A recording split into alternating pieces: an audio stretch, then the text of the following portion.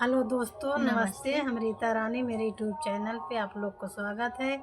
दोस्तों, एक ही बहुत प्यारा से छोटा से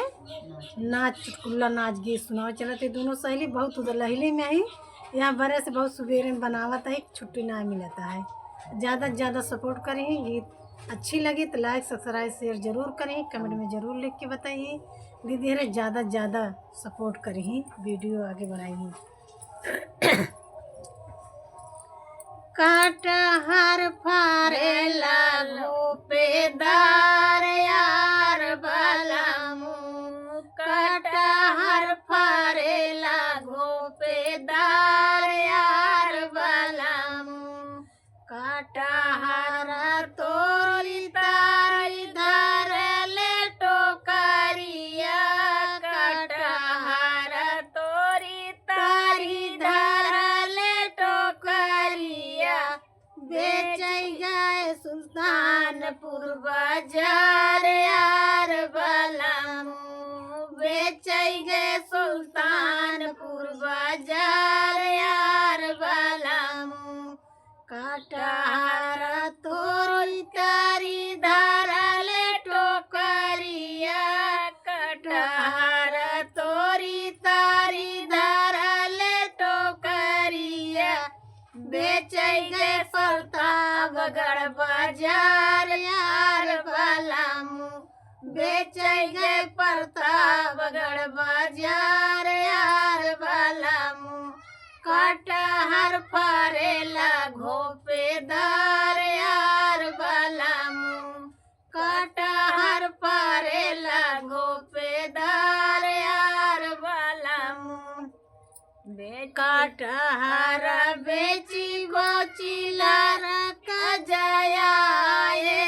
कटहर बेची गोची घर का जया,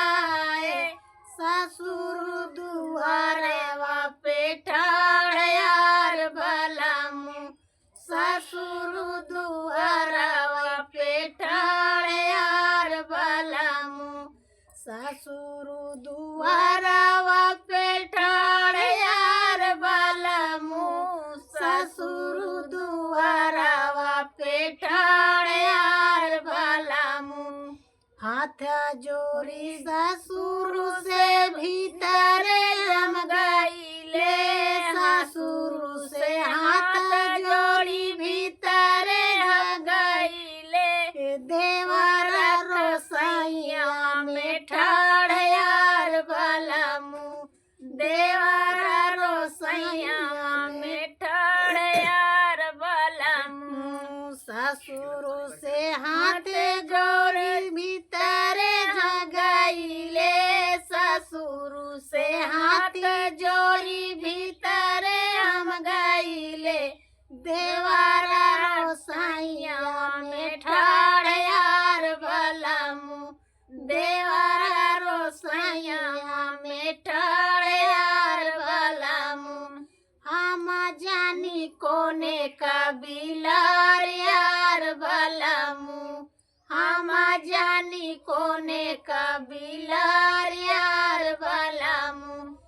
देवर कटांग धई के बाहर हम फेंकले, देवर कटांग धई के बाहर हम फेंकले, देवर देखी सियानी पोर यार बलमू,